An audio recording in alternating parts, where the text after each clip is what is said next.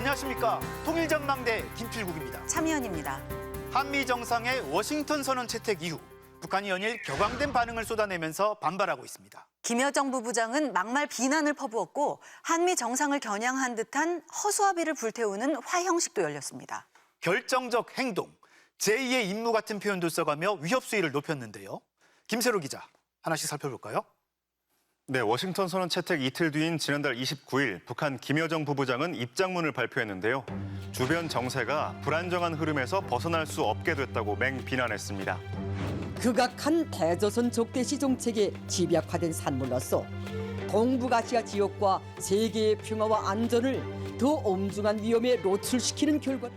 한미 정상에 대해 막말도 쏟아냈는데요. 북한이 핵으로 공격하면 정권의 종말을 초래할 것이라고 경고한 바이든 미국 대통령에 대해서는 미래가 없는 늙은이의 망언, 윤석열 대통령을 향해서는 미국으로부터 빈 껍데기 선언을 받고도 감지덕지해야 한다며 비아냥댔습니다. 자기의 무능으로 안보를 도마 위에 올려놓고도 무슨 배짱을 부리며 어디까지 가는가를 두고 볼 것이다. 도발을 예고하는 듯한 표현도 있었죠. 네, 의미를 따져봐야 할 표현들이 있는데요. 핵협의그룹과 미국 전략자산의 전개를 언급하면서 결정적 행동에 임해야 할 환경이 조성됐다고 주장했습니다. 전략자산 전개에 맞서 ICBM 정상각도 발사나 7차 핵실험 등의 도발을 시사한 거란 해석이 나옵니다. 맥락을 봐서는 단순한 단거리 미사일이나 중거리 미사일 수준을 넘어서는 미국이 위협으로 느낄 그런 행동을 시사하는 것이라고 해석이 됩니다. 핵전쟁 억제력 제2의 임무라는 표현도 나오는데요. 억제력의 제2의 임무에 더욱 완벽해야 한다는 사실을 다시금 확신하였다. 우리는 명백히 우리가 해야 할 일을 알고 있다. 한미의 공격 조짐이 있을 때 핵 선제 타격을 할 수 있다는 위협으로 풀이되기도 합니다. 어떤 방식이든 공격을 하거나 공격을 당할 것 같다라는 상황이 포착됐을 때 선제적으로 핵을 사용할 수 있다는 것이 이제 제2 임무라고 이제 얘기를 할 수 있는 부분인 것 같아요.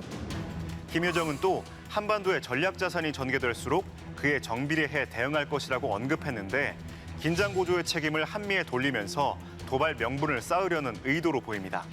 조선주한통신도 전략 자산 전개를 늘리면 무기 개발을 이어갈 거라며 핵미사일을 사용하지 않게 하려면 전쟁을 끝내고 평화협정을 맺어야지 한미연합 훈련을 증강하는 게 말이 되냐고 주장했습니다. 네, 주민들에게 적개심을 고조시키려는 움직임도 계속되고 있다죠. 네, 북한 매체는 지난 3일 청년 학생들의 복수 결의 모임이 열렸다면서 허수아비 화형식을 했다고 전했습니다. 사진이나 영상은 공개하지 않았고 화형식 대상의 이름과 직함도 밝히지 않았지만 맥락상 한미 정상을 겨냥한 걸로 보이는 표현들이 등장하는데요. 위기감을 고조시키면서 대내 결속을 다지려는 의도란 분석입니다. 지도부가 주민들에게 이렇게 이제 향후 대미 장기전을 펼칠 예정이고 지금 미국이 이런 식으로 우리를 대하고 있다. 그래서 우리도 여기에 대해서 핵으로 대응할 예정이니까 각오하고 알고 있어라. 이 밖에도 각계각층 각 사회단체별로 비난 집회를 확산시키면서 적개심을 고취하고 있습니다. 이런 상황에서 북한은 요즘 각종 대체 에너지 개발에 무던히 애를 쓰고 있다네요. 만성적인 전력난을 겪고 있는 만큼 해결책을 고민하는 듯한데요. 태양광 에너지 활용이 특히 부각되나 봅니다. 네, 북한의 대외선 전용 월간지는 최근 태양광과 풍력, 수력발전 같은 친환경 에너지 개발 노력을 조명했는데요. 주민들이 손쉽게 설치할 수 있는 태양광 에너지의 개발과 활용 현황을 특히 부각했습니다. 요즘 북한 TV 방송에선 곳곳에 이렇게 태양광 패널을 설치한 걸 자주 볼 수 있는데요. 단층짜리 농촌주택에도, 수산물 식당 지붕에도, 또 여명거리 70층 아파트 옥상에도 있습니다. 하루에 해가 많이 비칠 때는 18kW까지도 생산이 됩니다. 가로등에 태양광 패널을 설치해 조명에 활용하는 모습도 종종 보입니다. 네, 실제로 태양광을 많이 활용하나 보네요. 국내 한 연구기관은 2020년 기준으로 태양광 패널을 통한 발전량이 연 149기가와트시 정도로 북한 가구 전기 소비량의 7%를 충당한다 추정했는데요. 북한이 태양광 활용을 적극 독려해온 만큼 지금은 이보다 더 늘었을 것으로 관측됩니다. 북한은 특히 개통 병렬형 태양빛 발전 체계를 강조하는데요. 가정에서 쓰고 남은 전기를 국가 전력망에 송전하는 방식입니다. 이렇게 되면 전력 소비자들이 곧 전력 생산자로 되고 자연에너지 발전 능력을 확대시켜 그만큼 나라의 전력 생산에 이바지되게 됩니다. 일반 가정뿐 아니라 공장이나 유원지, 심지어 호텔에도 이런 설비가 있다고 합니다. 공동으로 계통병렬형 태양빛 발전 체계를 확립해서 덕을 보는 가정 세대들이 늘어나고 있습니다. 북한은 2013년 재생에너지법을 채택하고 태양광과 풍력 발전 등의 효율적인 활용을 독려해 왔는데요. 재생에너지에 대한 강조는 만성적인 전력난 극복을 위한 자구책이기도 합니다. 바다나 산 꼭대기 같은 데는 풍력 단지가 가능한데 일반적인 거주 지역에서는 가능한 범위가 결국에는 태양광이 대표적이기 때문에 자체적으로 전기 문제를 좀 해결하고. 다른 소식도 알아볼까요? 지난 5월 1일은 근로자의 날이었죠. 북한에서도 많은 행사가 열렸다죠. 각지에서 다양한 공연과 체육 행사가 잇따라 펼쳐졌고요. 김덕훈 내각 총리와 최룡해 최고인민회의 상임위원장 등 간부들은 공장과 기업소를 잇따라 방문했습니다. 최근 준공한 화성지구 1단계 살림집에 입주한 이들을 소개하는 특집물도 방송됐는데 살림집은 당의 선물이라며 김정은 위원장의 치적으로 선전하기도 했습니다. 네, 김세로 기자 수고했습니다.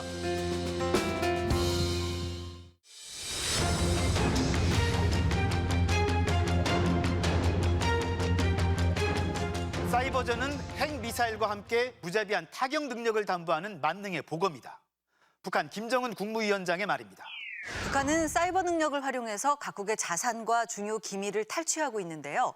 특히 금융시장에서 북한의 해킹 능력은 단연 최고 수준이라고 합니다. 북한은 어떻게 이런 능력을 갖게 된 건지, 피해를 줄인 대책은 뭔지 김윤미 기자가 취재했습니다.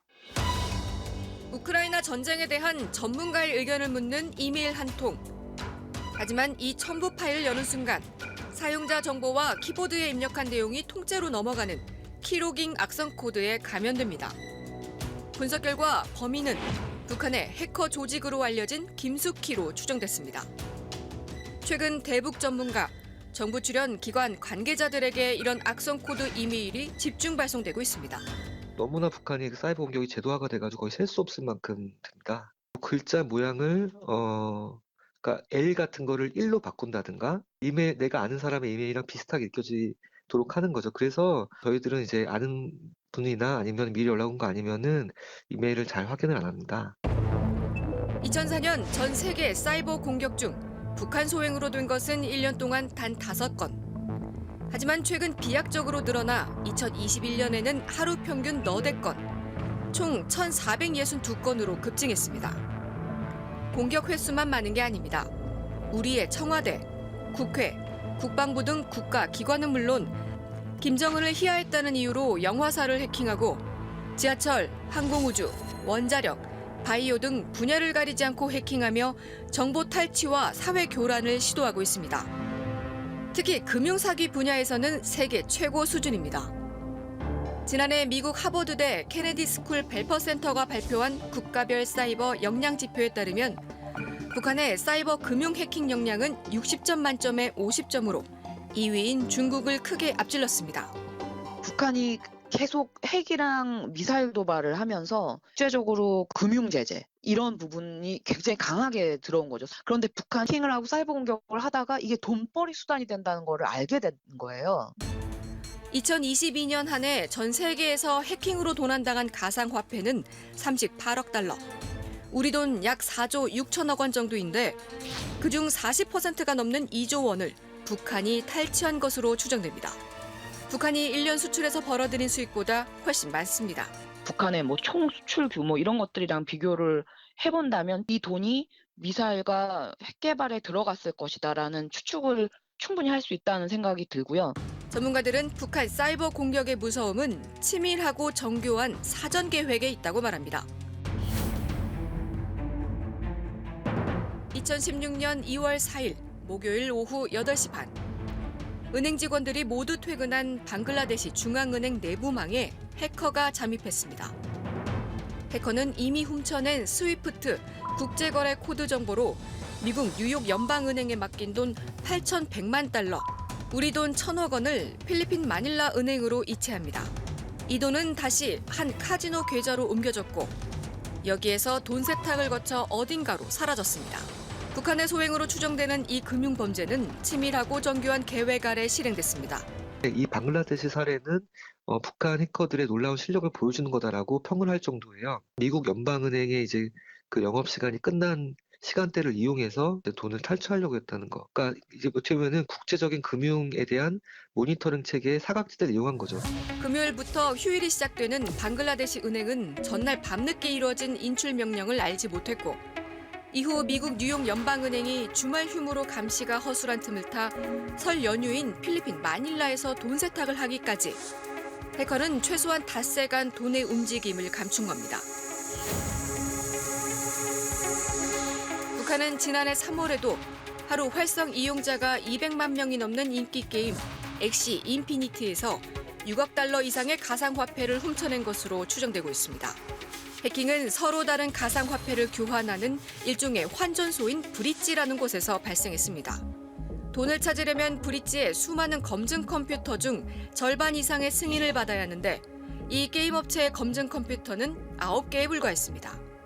북한은 이 약점을 노려 순식간에 5개의 검증 컴퓨터를 해킹해 장악한 뒤 가상화폐를 훔쳐낸 겁니다.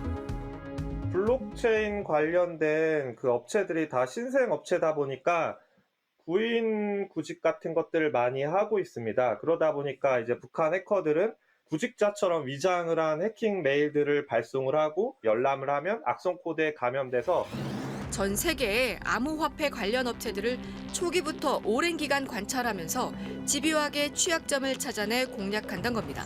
개발자나 임직원들의 그 PC에 있는 그 업무와 관련된 문서들을 계속해서 빼돌리다가 이 업체가 어느 정도 성장을 해서 코인을 상장하거나 또는 그 투자를 받으면서 자본이 커지게 될 경우에 이제 실질적으로 이제 그때 사전에 알고 있던 중요한 그런 정보들을 토대로 해킹을 해서 이런 식으로 북한은 베트남, 슬로바키아, 일본 등 가리지 않고 공격했습니다. 북한의 사이버 공격은 김숙희, 라자루스, 안다리엘 등 인민군 정찰총국 산하 조직들이 주도하고 있습니다. 최근에는 인민무력부 총참모부, 국가보위성도 가세하고 있고 해외 다양한 IT 업체들과의 불법적인 공조도 확인됩니다.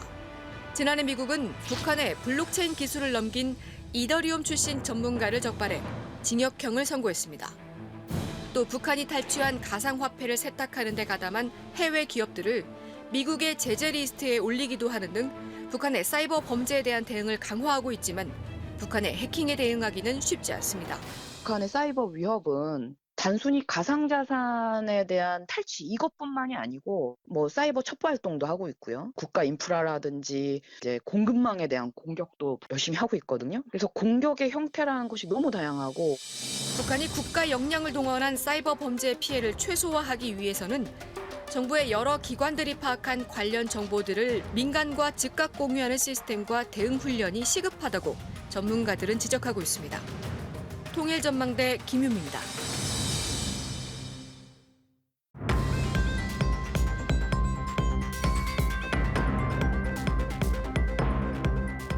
어제는 어린이날이었죠. 그런데 북한에선 이 어린이날에 해당하는 날이 한 달 뒤인 6월 6일인데요. 조선소년단 창립을 기념하는 날이랍니다. 네, 오늘은 이 조선소년단에 대해 알아보겠습니다. 한때 북한에서 소년단이셨던 두 분 모셨습니다. 어서 오세요. 안녕하세요.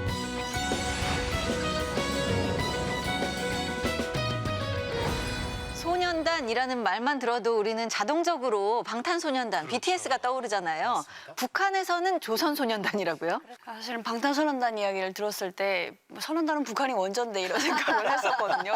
네. 북한에서 조선소년단 하면 조직생활밖에 안 떠오르는 그런 이름이었는데 굉장히 친근하고 되게 팬이 되고 싶고 막 그런 분들의 얘도 이제 소년단이라는 이름이 붙는구나. 그래서 저는 보통 초등학교에 이제 통일교육 강의를 가거나 이럴 때 북한에도 소년단이 있다. 근데 방탄소년단하고는 다르다. 조선소년단이라는 게 있다. 그러면 애들이 되게 관심을 많이 가지더라고요. 네, 방탄소년단과 조선소년단 사실 전혀 다르지만 한 가지 공통점이 있습니다. 뭐예요? 바로 남한과 북한의 TV에 자주 나온다는 겁니다.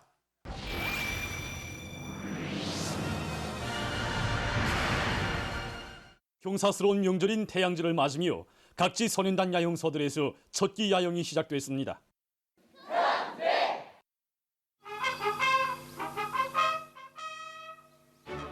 보시는 곳은 용악산에 위치한 만경대 소년단 야영소입니다. 북한 TV는 김일성 생일 다음 날인 지난 4월 16일 북한 각 지역에서 소년단원들의 야영이 시작됐다는 소식을 전했습니다. 김정은 원수님의 뜨거운 사랑이 깃들어 있는 우리 야영소에서 우리 용악산의 그 풍치를 부감하는 이런 등산 활동, 이런 다채로운 활동들을 저지겠습니다. 북한 TV는 해양체육 활동과 체험 활동, 그리고 각종 오락 경기 등 야영소 내 행사들을 보도했습니다. 저는 예전에 섬도원 국제 야영소라고 해서 외국의 학생들도 이제 야영하러 오고 그런 곳인데 거기에도 한번 갔었습니다. 그래서 넥타이를 꼭 매고 이제 입소를 해야 되고 차만 타고 원산에 있다 보니까 한 5시간을 갔었어요. 그래서 갔을 때 보니까 그때 바다를 처음 봤었어요. 그 성도원 거기 바다를 처음 봤었고 그리고 거기서 뭐 여러 카라오케도 했었고 게임도 했었고 아직도 기억에 남는 거는 자전거를 탔었어요. 그래서 그때 삼천리 자전거를 탔었는데 굉장히 예뻤습니다. 북한도 되게 예쁜 자전거를 만드는구나 싶었는데 한국에 와서 보니까 여기 자전거더라고요. 그래서 그 기억이 있습니다. 근데 얼핏 보면 우리도 뭐 여가 생활하면서 가끔 하는 야영하고 비슷하다 이런 생각도 드는데요. 결정적으로 다른 점이 있다죠? 저도 이제 11살 때 소년단 야영을 갔었거든요. 일단 야영을 가서도 공부하는 동안에 그 배워야 되는 그런 어린 시절, 김일성 어린 시절 그거 다 배워서 서로 나누는 시간. 노래하고 또 체육 시간도 있고요.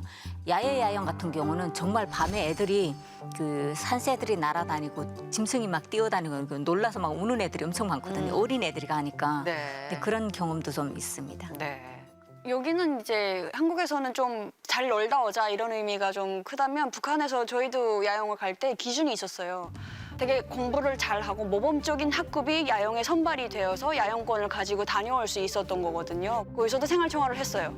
가자마자 했던 것이 거기에 있는 김일성의 동상에서 이제 사진을 찍고 인사를 드리는 일이었고 야영에서도 놀러 가기는 했지만 사상교육은 멈추지 않는다. 네, 이런 큰 차이점을 볼 수 있죠. 김일성 생일 다음 날에 야영을 시작하는 소년단.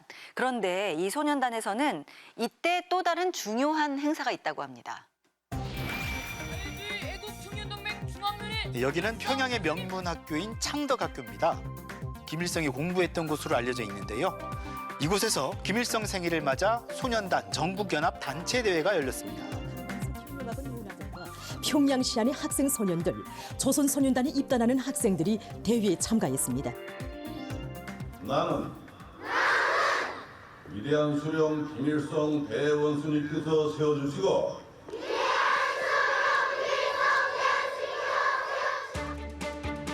같은 날 소년단 입단식도 진행됐습니다. 당의 간부들이 소년단에 입단하는 학생들에게 붉은 넥타이를 매주고 소년단 휘장을 달아주는 모습을 볼 수 있었습니다. 소년단은 이 소년단 창립일인 6월 6일에 가입한다고 알고 있는데 미리 가입하기도 하나 봐요.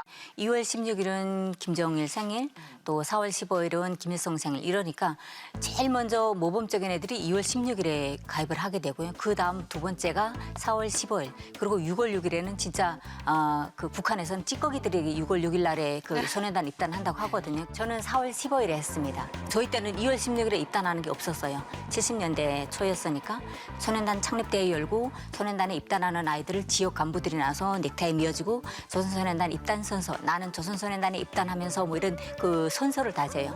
그걸로 끝나는 거죠. 그리고 또 조직생활이 시작이 되는 거죠.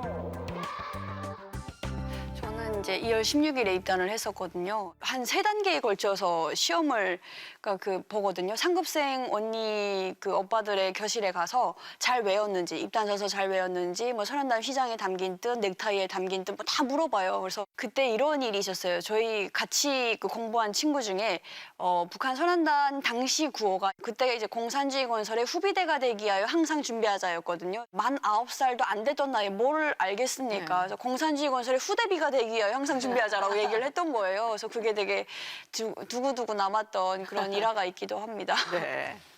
북한에선 소년단의 상징으로 빨간 넥타이를 말하는데요. 그 의미도 배운다고요? 넥타이를 안 매면 뭔가 옷을 안 입은 것 같은 그런 느낌이 들기도 했었어요. 그래서 그 빨간색은 김일성을 따라서 항일투쟁을 했다고 하는 그 열사들의 피다. 그리고 이제 그 삼각형인데 한쪽이 좀 길고 한쪽이 좀 짧거든요. 아버지, 붉은 넥타이는 한 동기가 한 동원이 따뜻합니까? 짧은 부분은 선한단을 표시한 겁니다. 그리고 이 긴 부분은 청년동맹을 표시한 겁니다. 선현단 붉은 넥타이의 삼각형 부분은 당을 표시한 겁니다. 그래요? 항상 그 의미를 새기면서 넥타이를 매고 반듯하게 잘 다리고 그리고 이제 때가 끼지 않게 잘 빨아서 이제 착용을 해야 된다. 늘 이런 교육을 받았었죠. 네. 소년단의 의미라는 거는 항일 투쟁 시기에 아동단이라는 게 있었어요. 어린 아동단원들이 이런 활동을 했는데 일제를 반대하기 위해서 쪽지도 나르고 뭐 나팔도 불러서 뭐 유인도 하고 이랬는데 우리는 그네들보다는 더 많은 걸 배웠기 때문에 더 많이 해야 된다 이러는데 그런 그 압박감이 좀 있었고 사실 북한에서 소년단의 총 인원이 한 300만 명이라고 보거든요. 그러니까 이런 소년단 창립절이라든가 뭐 소년단 대회 뭐 이런 거 할 때는 뭐 김일성 주석도 그렇고 김정은, 뭐 김정일도 그때는 넥타이를 다 매고 중앙당 간부들도 본인들이 다 넥타이를 메고 나오거든요. 그래서 그 넥타이 메고 소년단원들이 한 손에 넥타이를 지면 그 넥타이를 받아서 아이들한테 메워주는 거죠. 말씀하시는 거 들어보니까 이 조선소년단이 정치적 의미가 꽤 많이 있는 거구나 하는 생각이 드는데요. 실제로는 어땠나요? 일단 소년단이게 되면 각종 과제들이 주어져요. 뭐 꼬마 자금 과제도 주어지고 학교에서 뭘 해야 되는 과제도 주어지고 뭐 이럴 거거든요. 그래서 제가 토끼 2,400마리 키운 것도 소년단 토끼 가족 과제를 마련하기 위해서 시작했던 게 그 운동이었었고 일주일에 한 번씩 내가 이제 과제를 뭐 했는데 뭘 못했다, 뭐 또 나는 가정에 누구를 욕했다, 뭐 이런 것까지 시시콜콜이 다 나와야 되거든요. 제일 어려웠던 게 진짜 생활청화였어요. 네. 소년단에 가입하면서부터 조직생활이 일단 시작이 되거든요. 그래서 보통은 북한은 일요일만 쉬다 보니까 토요일 날에도 수업을 하는데 토요일 날 3시간 수업 딱 끝나고 집으로 갔었어요. 굉장히 좋거든요. 근데 네. 소년단 딱 가입하니까 토요일 수업 끝나고 생활총화를 해야 되고 그다음에 운동장에 나가서 토요 행진이라는 것도 해야 되고 특히 생활총화가 좀 많이 고달팠어요. 그러니까 9살인데 정말 그때는 친구 굉장히 중요한 시기인데 누구를 비판하고 누구는 비판하지 말아야 되고 굉장히 고민이 많았던 시기였습니다. 북한 김정은 위원장은 집권 이후 줄곧 소년단 행세를 대대적으로 개최하면서 큰 의미를 부여해 왔습니다. 지난해 12월에 연 제9차 소년단 대회 모습입니다. 김정은 위원장은 소년단원들에게 서한을 보내서 북한의 미래이자 앞날의 주인공이라면서 미국에 대한 적개심을 높일 것을 촉구했습니다. 집권 후 처음 맞은 소년단 창립일에는 북한 각지의 소년단원을 평양으로 초청하는 등 소년단에 대해 각별한 관심을 보였습니다. 저는 비행기를 타고 빨리 평양으로 가고 싶습니다. 빨리 가는 건 좋은데 오래 탔으면 좋겠습니다. 2013년과 2017년에도 소년단 대회에 직접 참석했고요. 올해 초에는 소년단 대표들에게 선물로 손목시계를 전달하고 별도로 날을 잡아서 기념사진까지 촬영했습니다. 이 선물을 하나 받게 되면요. 정말 어떤 느낌이냐면 가보의 느낌이 있어요. 어쨌든 김정은 선물로 받은 거니까. 그러니까 대대로 물려갈 수도 있는 거고. 그래서 그런 걸 받게 되면 보통 때 충성의 10배가 상승할 수도 있어요. 그런 효과를 내거든요. 그래서 앞으로 자라날 새 세대들이 북한을 이끌어 나가야 된다는 그런 점에서 그런 미래 세대들에 대한 교육에 중점을 두기 위해서 소년단에 대한 각별한 관심을 돌리고 있지 않을까 생각합니다. 자, 이렇게 소년단을 통해서 어릴 때부터 사상 교육에 집중하는 북한. 과연 효과는 어느 정도일까요? 저희 딸애는 90년생이거든요. 학교 선생님이 뭘 하라고 되면 이거 왜 해야 되는데요? 이런 건 어른 해야 되는 거 아니에요? 이렇게 따지고 드는 그런 게 세대 차이가 좀 나고 지금은 아마도 더 차이가 나기 때문에 북한이 이런 어린 나이의 아이들을 사상 교육을 강화하고 있을 것 같습니다. 네. 어렸을 때 소년단 때부터 항상 들었던 사상 교육은 그러니까 너네가 지금 여기서 태어나서 이렇게 소년단 생활도 하고 되게 행복하게 사는 거다. 남녘의 애들은 지금 엄청 굶주리며 살아가고 있다. 막 이런 식으로 교육을 받았었거든요.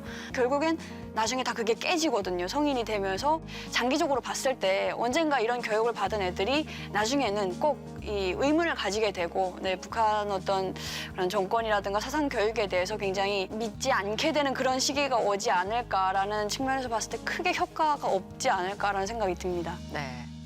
소년의 모습과는 좀 거리가 있는 듯한 북한의 소년단. 북한 아이들도 이 소년이란 이름에 어울리는 생활을 할 수 있게 되길 바라겠습니다. 네, 5월은 가정의 달이죠. 아이들이 마음껏 뛰놀고 행복한 미래를 꿈꿀 수 있는 시간이 되길 바라겠습니다. 오늘 도움 말씀 고맙습니다.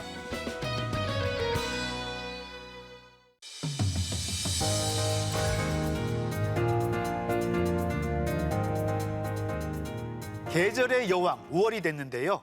최전방 강원도 남북 접경 지역에도 완연한 봄이 찾아왔다고 합니다. 네, 이곳에 있는 유일한 수목원, 강원도 양구에 있는 남한 최북단 수목원에도 봄꽃이 활짝 피었다는데요. 이상현 기자가 찾아가 봤습니다. 곳곳에 군 시설이 질비한 남북 접경지. 강원도 양구의 산골길을 달리다 보면 포병부대 인근에서 20년 된 수목원 하나가 나타납니다. 한국전쟁 직후엔 민간인 통제 구역이기도 했던 대암산 자락의 양구 수목원. 최전방, 최북단 수목원인 이곳에도 봄은 찾아왔습니다. 남한의 최북단, 강원도 남북 접경지의 유일한 수목원인 이곳에도 봄 기운이 완연하게 찾아왔습니다. 보시는 것처럼 수많은 튤립들이 활짝 피어오르며 봄의 절정을 알리고 있습니다.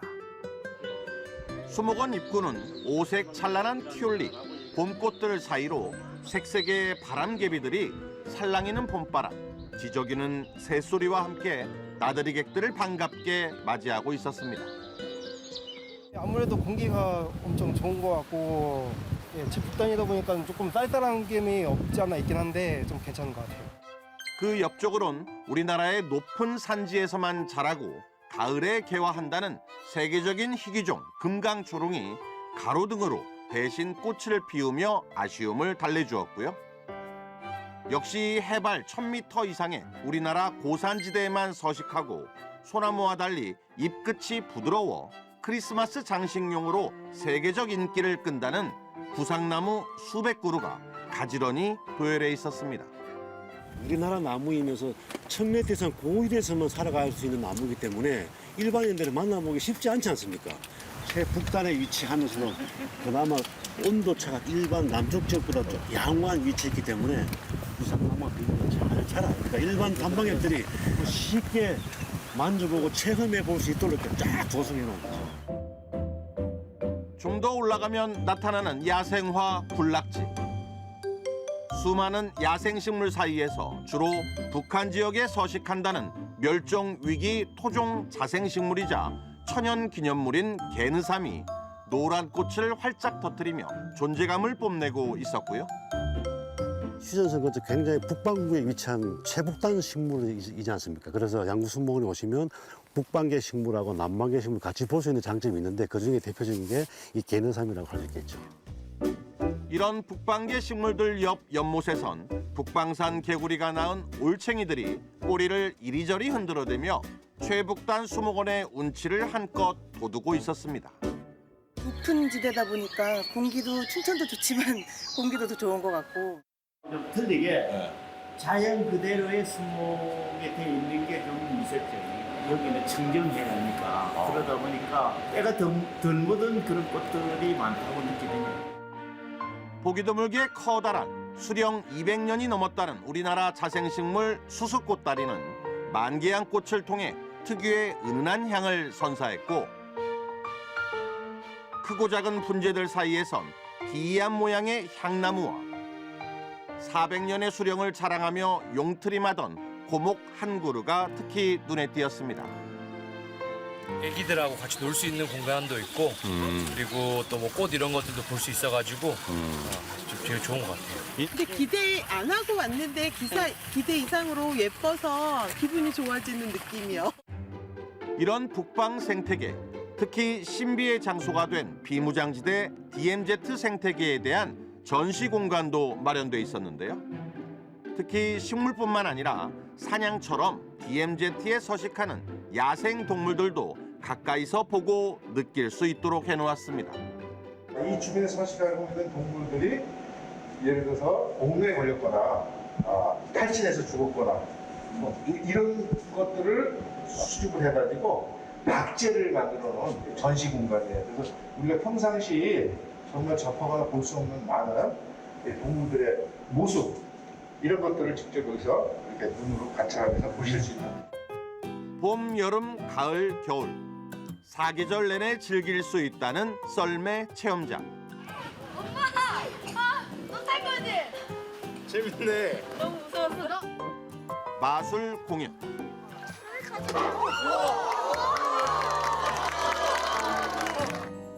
그리고 곳곳에서 시원한 물줄기를 뿜어대던 숲속 놀이터까지. 레일 열차가 또 내년까지 조성이 되면은 아마 좀 불편하셨던 부분들, 또 어르신들, 방문객들을 위해서 그 수목원의 좀 보시는 환경을 아주 대대적으로 개선이 될 걸로 예상하고 있습니다.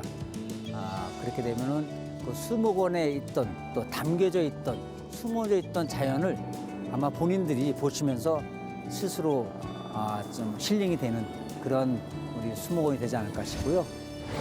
계절의 여왕, 가정의 달 5월을 맞은 최북단 수목원은 따사로운 봄 햇살과 함께 시민들의 행복한 나들이장이 돼 있었고, 최전방 남북 접경지의 수목들도 그 어느 때보다 싱그럽게 빛나고 있었습니다. 통일전망대 이상현입니다.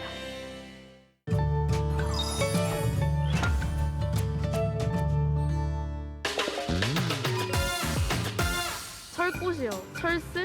철구? 아유, 철에 꽂혔어. 아유, 콘센트에 꽂는 거니까 꽃이? 꽃이 아닌가요? 전기를 이용할 때 콘센트에 꽂는 플러그를 북한에서는 꽃게라고 합니다. 한편 꽃게를 꽂을 수 있는 콘센트는 접속구라고 불립니다. 꽃게. 꽃게예요. 북한 말로? 진짜 모르겠다. 그치? 꽃게? 꽃잖아. 맞출 수 있었는데 아쉬웠습니다. 정남이랑 조금 가까웠던 것 같았네. 모레인 월요일은 어버이날이죠. 부모님께 어떤 선물 드려야 하나 고민하시는 분들 많을 텐데요. 여러 설문조사에서 현금을 드리겠다는 의견이 가장 많았다고 하네요. 네, 물론 선물도 좋겠지만 여건이 되면 부모님 찾아뵙고 밥 한 끼 함께하는 것도 좋은 효도가 아닐까 싶습니다. 통일전망대 다음 주도 알찬 내용으로 찾아오겠습니다. 고맙습니다.